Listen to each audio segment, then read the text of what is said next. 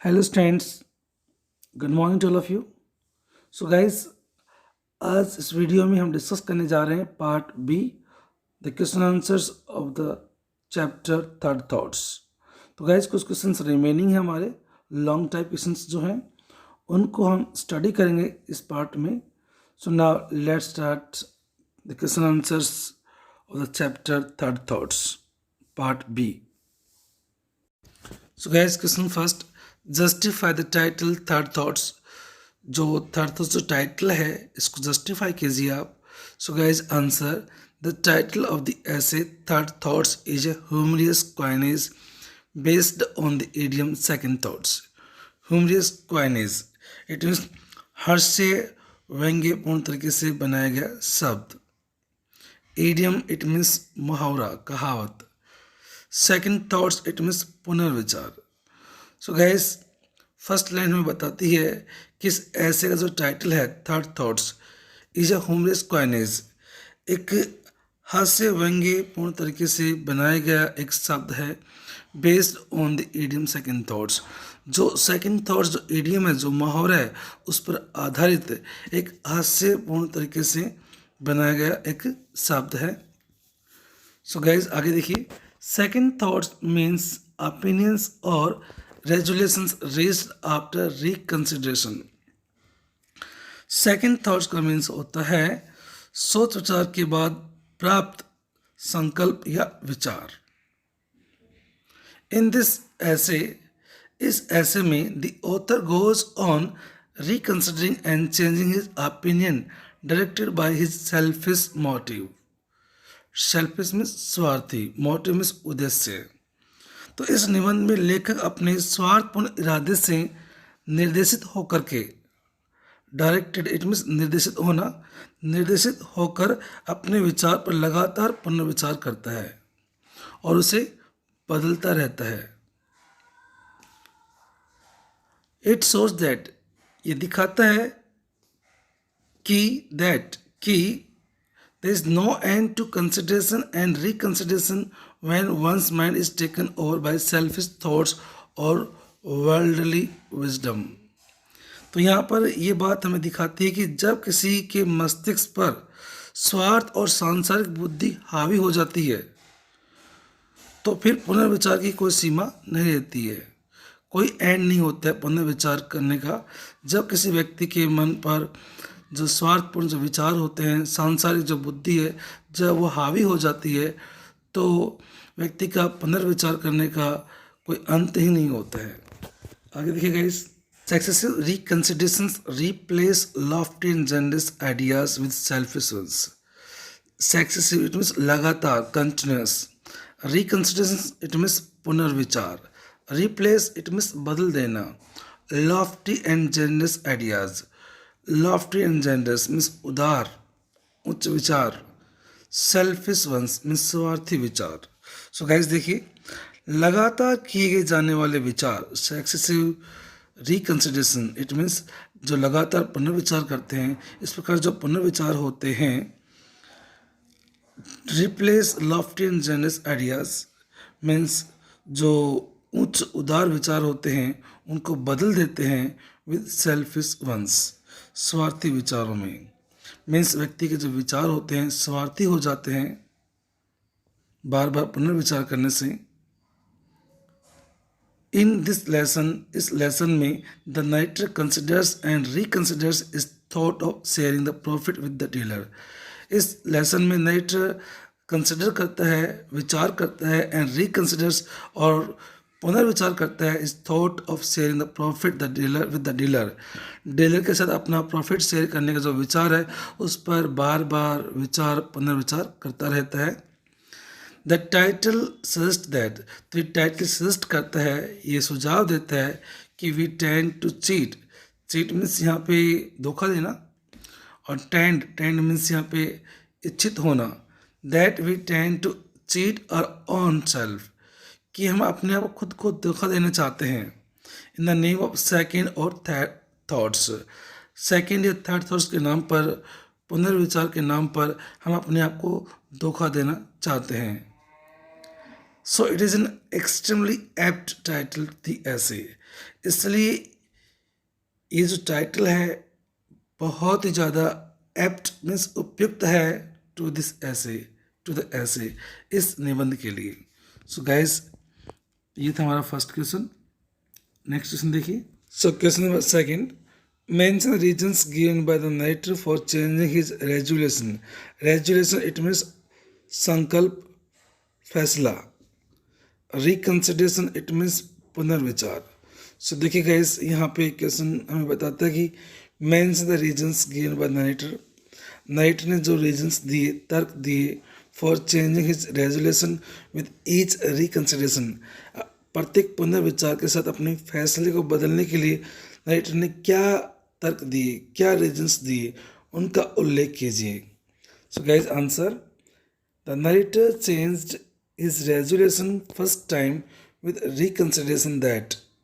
Nighter ने first time अपने फैसले को बदला विद रिकंसिडरेशन, पुनर्विचार के साथ में। दैट की वाई put a premium on ineptitude. Premium it means profit, लाभ। इन एप्टीट्यूड इट मीन्स अयोग्यता। तो नाइटर ने तर्क दिया कि वो इस अयोग्यता पर उसको प्रीमियम क्यों दे, प्रॉफिट क्यों दे, क्यों शेयर करे उसके साथ में। ही सेज दैट, वह कहता है कि इट वॉज माई आई, ये मेरी नज़र थी, that detected the probability of the drawing. Detected it means पहचानना, खोज करना। प्रोबेबिलिटी इट मीन्स संभावना। तो नाइटर तर्क देता है कि ये उसकी नज़र थी जिसने उस ड्राइंग की संभावना को पहचाना, नॉट हिज, न कि डीलर की नज़र थी। The second time he change his resolution with the reasons. और सेकेंड टाइम अपने फैसले को बदलता है नाइटर इन रीजन्स के साथ में। It will only give him the wrong idea of his customers, कि इससे उसके कस्टमर्स को एक रॉन्ग आइडिया मिलेगा, एक गलत संदेश उसको मिलेगा अपने कस्टमर से। अगर वो 10 पाउंड शेयर करता है उसके साथ में, तो ये जो बात है उसके कस्टमर्स को लेकर के उसको एक रॉन्ग आइडिया मिलेगा। He will expect similar letters every day. Expect means उम्मीद करना, और वह रोज़ाना इसी प्रकार के लेटर्स की उम्मीद रखेगा। एंड बी डिसअपॉइंटेड, और फिर वो निराश हो जाएगा जब उसको इस तरह के लेटर्स उसको नहीं मिलेंगे, उसको प्रॉफिट नहीं मिलेगा, तो वो निराश हो जाएगा। ऐसा सेकंड टाइम अपना रीजन देता है। Now third time, the third time the reason was that. जो थर्ड टाइम जो रीजन दिया जाता है नाइटर के द्वारा, वो ये होता है कि for the first time in his life he had earn such a big profit, कि उसने अपनी लाइफ में पहली बार एक बहुत बड़ा प्रॉफिट कमाया है।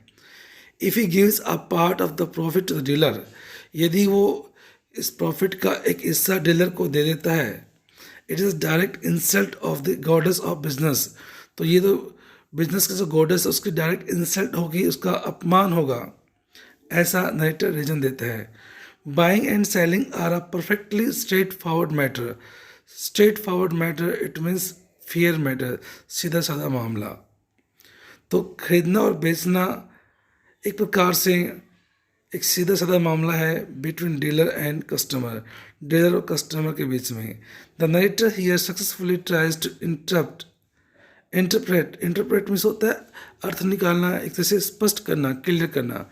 तो यहाँ पर नाइटर बहुत ही सफलतापूर्ण ढंग से स्पष्ट करने की कोशिश करता है कि वी इनफैक्ट डिसीव मीन्स धोखा देना, इनफैक्ट वास्तव में, we in fact deceive ourselves, कि हम खुद को धोखा देते हैं in the name of reconsideration, पुनर्विचार के नाम पर।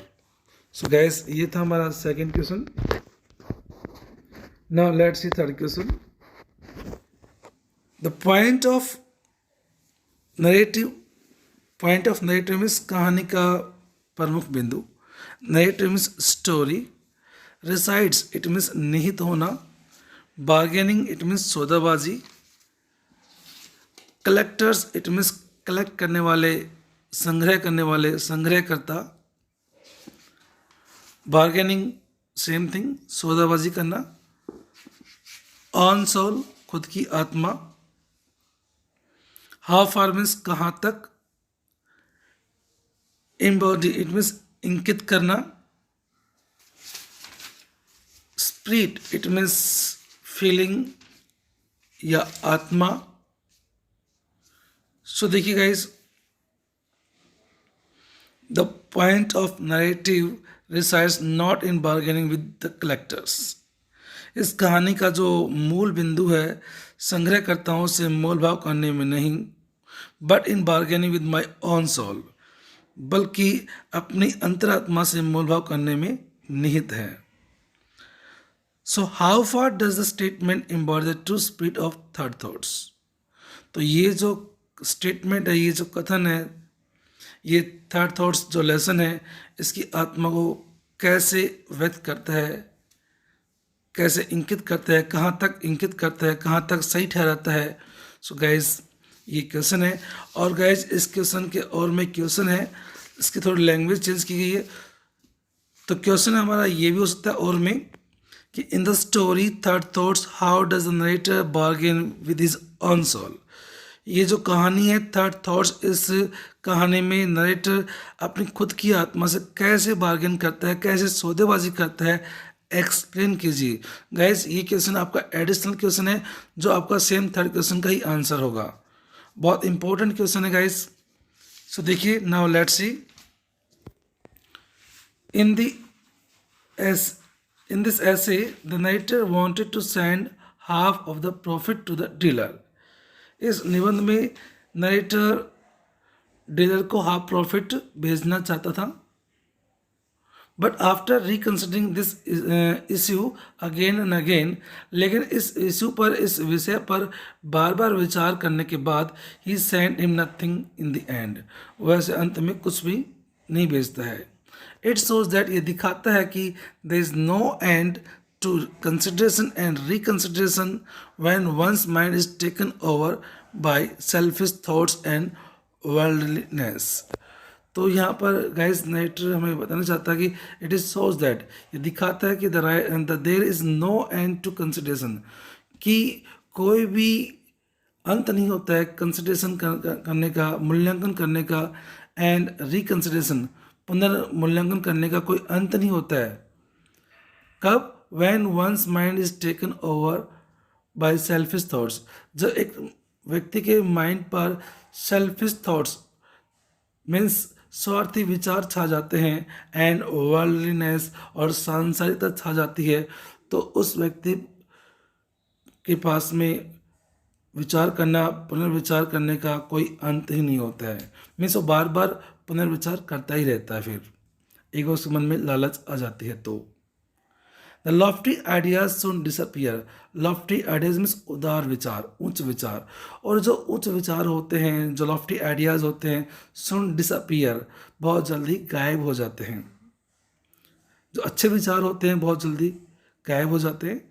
इंस्टेड ऑफ, की बजाय, रीजनिंग विद अदर्स, और दूसरों से तर्क करने की बजाय, we reason with our own self means हम खुद से तर्क करते हैं, अपने आप से तर्क करने लग जाते हैं. And try to convince ourselves. Convince it means आश्वस्त करना, और हम अपने आप को आश्वस्त करने की कोशिश करते हैं दैट कि व्हाट वी आर डूइंग, जो कुछ हम कर रहे हैं, इज जस्टिफाइड, वो उचित है, न्यायोचित है. एज इफ, मानो कि someone from within ourselves, मानो कि हमारे अंदर से कोई है. इज लर्किंग, लर्किंग मीन्स झाँक कर देखना, छिप कर बैठना, जो झाँक कर देख रहा है, फ्रॉम बिहाइंड, पीछे से. एंड टेलिंग अस दैट, और हमें बता रहा है कि what we are doing is not just and fair, कि जो कुछ हम कर रहे हैं वो जस्ट नहीं है, मीन्स उचित नहीं है. And fair it means same होगा, जस्ट एंड फेयर मीन्स उचित, कि हमारे अंदर से कोई चीज़ ऐसी होती है जो झाँक कर देख रही होती है, छुप कर बैठी होती है, पीछे से हमें बता रही होती है कि जो कुछ हम कर रहे होते हैं वो हम सही नहीं कर रहे हैं, वो सही नहीं है.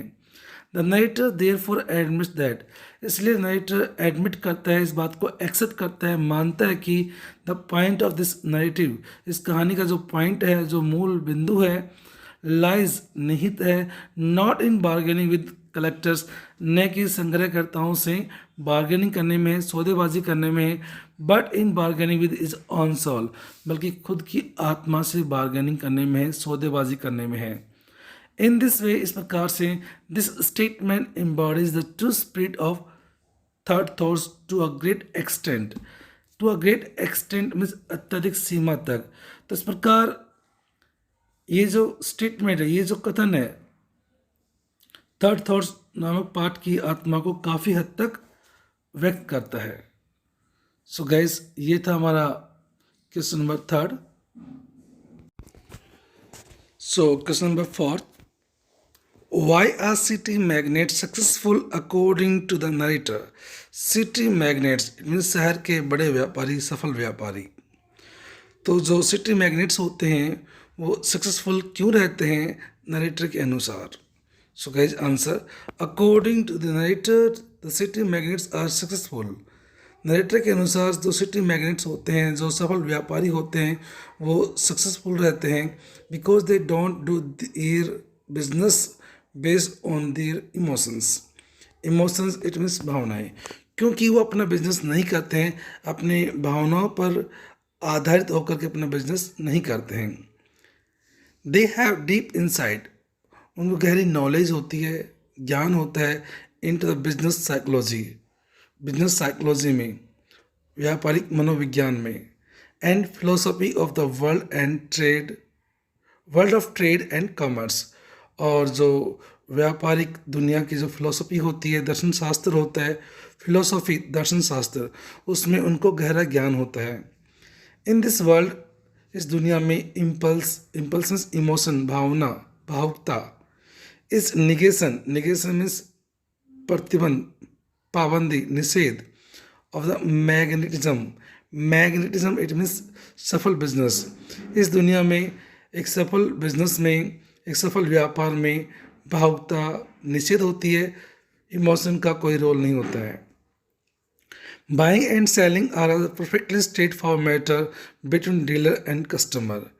खरीदना और बेचना एक बहुत ही सिंपल मैटर है, सीधा साधा मैटर है डीलर और कस्टमर के बीच में। बहुत सिंपल मैटर होता है, एक फेयर मैटर होता है। The dealer ask as much as he can extort. Dealer मांगता है और उतना ही वो वसूल कर सकता है। एक्सटॉर्ट मीन्स वसूल करना, उतना ही वो वसूल कर सकता है जितना वो मांगता है। And the customer having paid it, और कस्टमर इसे पे करने के बाद में is under no obligation to the dealer, उसका डीलर के प्रति कोई दायित्व नहीं बनता है। Thus the city magnates are successful, और इसीलिए जो सिटी मैग्नेट्स होते हैं, जो शहर के सफल व्यापारी होते हैं, सक्सेसफुल रहते हैं because they don't do foolish impulsive things, क्योंकि वो इस प्रकार की मूर्खतापूर्ण इम्पल्सिव थिंग्स, भावुकतापूर्ण जो बातें होते हैं वो नहीं करते हैं बिजनेस के अंदर। एज द नरेटर डेड, जैसा कि नरेटर ने किया। इनफैक्ट वास्तव में they take all the profit, वे सारा प्रॉफिट लेते हैं विद दैम सेल्स, अपने पास ही रख लेते हैं, विदाउट केयरिंग फॉर अदर्स, बिना दूसरों की केयर किए, परवाह किए। Out of their sentiments and generosity, generosity means उदारता, सेंटिमेंट्स इट मीन्स भावनाएं, अपनी भावनाएं या अपनी उदारता से बाहर निकलते हुए जो भी प्रॉफिट होता है अपने पास में रख लेते हैं, दूसरों को कोई परवाह नहीं करते हैं। So question number fifth, how did the intended note to the dealer read and did it ever reach him? Intended note means अभिप्रेरित, नॉट मीन्स लेटर, मीन्स वो लेटर जो मोटिवेट होकर के नाइट ने डीलर को लिखा था। तो उस लेटर में क्या लिखा था?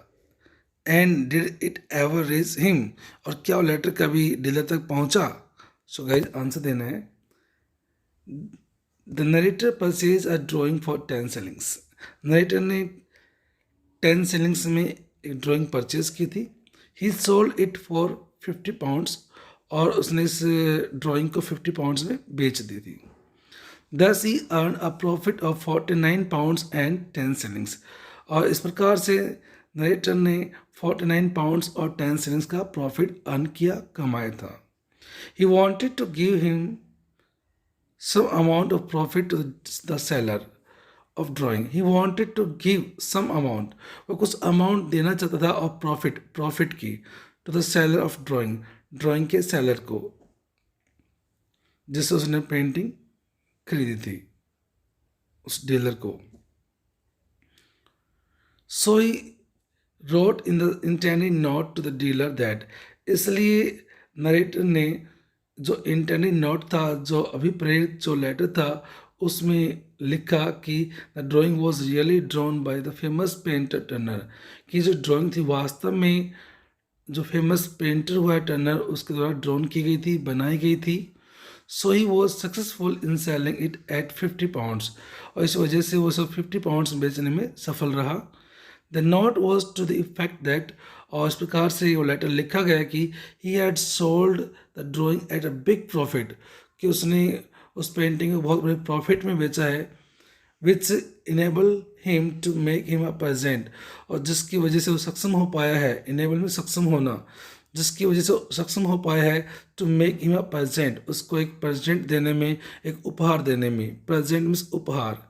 It was an old and odd belief, odd means विचित्र, और ये उसका एक पुराना एक विचित्र विश्वास है ऑफ द नरेटर का, कि दैट की good luck should be shared, कि जो गुड लक होता है, जो सौभाग्य होता है, उसको शेयर किया जाना चाहिए.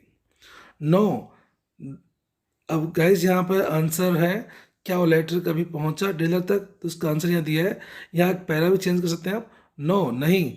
The note never reach to the dealer, वो जो नोट था, वो जो लेटर था, डीलर तक कहीं पहुंचा ही नहीं. Because narrator's consideration and reconsideration, narrator के मूल्यांकन करने से, पुनर्मूल्यांकन करने की वजह से पहुंचा ही नहीं वो लेटर डीलर तक.